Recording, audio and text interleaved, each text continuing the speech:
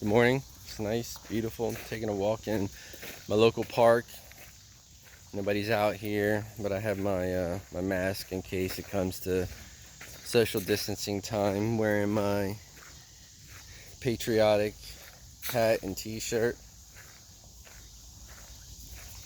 I digress. This is my second attempt at a practice rambling video, so if it's not entertaining to you, I apologize.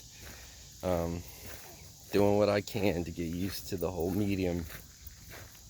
But I digress. Let me talk about something that's meaningful to me. So if you were to cheat, if you were to determine what one of the most effective methods in order to get your candidate into office would be,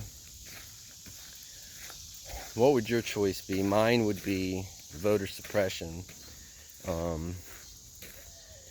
You don't get the votes, you don't win the nomination, I guess. It's pretty simple, right? But in 2020, that kind of job is being done for the GOP. We are doing it for them. We are self-suppressing our votes. I go through threads on Twitter and I see people say things like, I don't want to vote for the lesser of two evils. My vote doesn't matter. Look what happened to Hillary. The lesser of two evils is the lesser of two evils. Let's clear that up real easy. If I had a choice between getting popped in the nose or kicked in the groin, both of them suck. I'll take the nose. The groin has a longer lasting pain and sometimes longer lasting effects, if you know what I mean.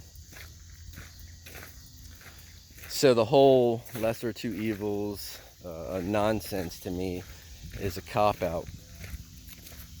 The idea that, your vote doesn't count because Hillary won the popular election in 2016, to me that's also an irrelevant situation. If I was told that I was going to die, but I had a 0.02% chance that hopping for 20 feet, picking my nose and rubbing it on my behind would keep me alive if I did that 10 times a day, you'd be able to break out your camera. Catch me in the act.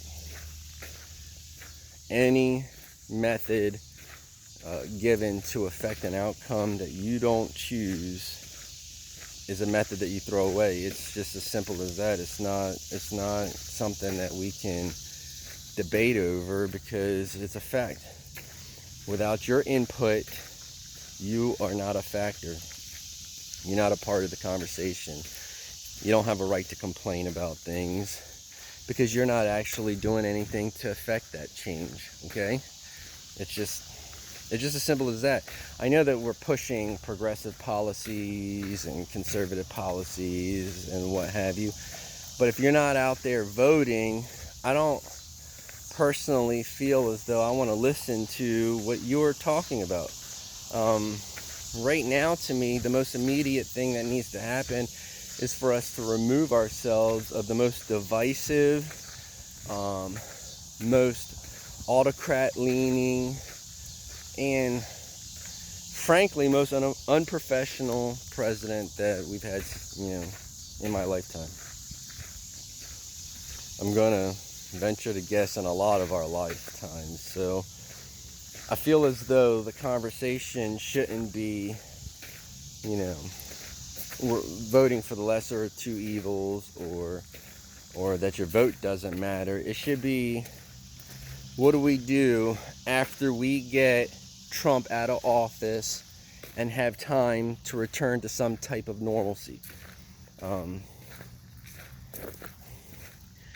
Do you really think that after being pulled so far to the right we are going to be able to implement a progressive president and have progressive policies, I don't feel as though this country wanted to take those steps.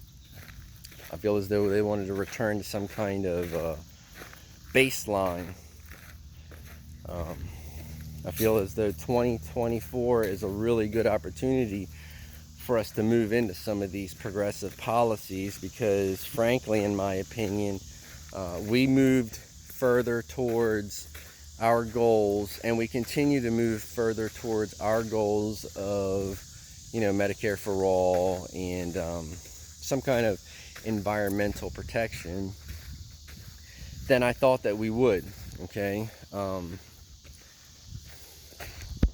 I don't want to be an alarmist, but I feel as though we are currently living in a situation that's a little different than you know, presidencies of the past. So we have to take a different perspective than we're currently taking.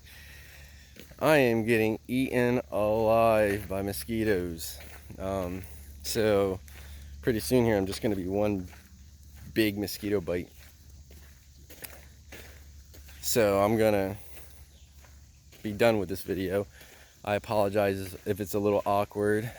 Even though it's awkward, I'm still going to put it out because I have to get used to, you know, putting things out there that are not exactly always going to be what I want them to be. I have a habit of not being satisfied with the product that I, you know, present. So, you know, be gentle. I'm still practicing. And if you wanted to talk about your ideas on voter suppression, how you feel about the topic at hand, please leave something in the comments. I'm open to them, but I would really like a respectful conversation instead of trolling, okay?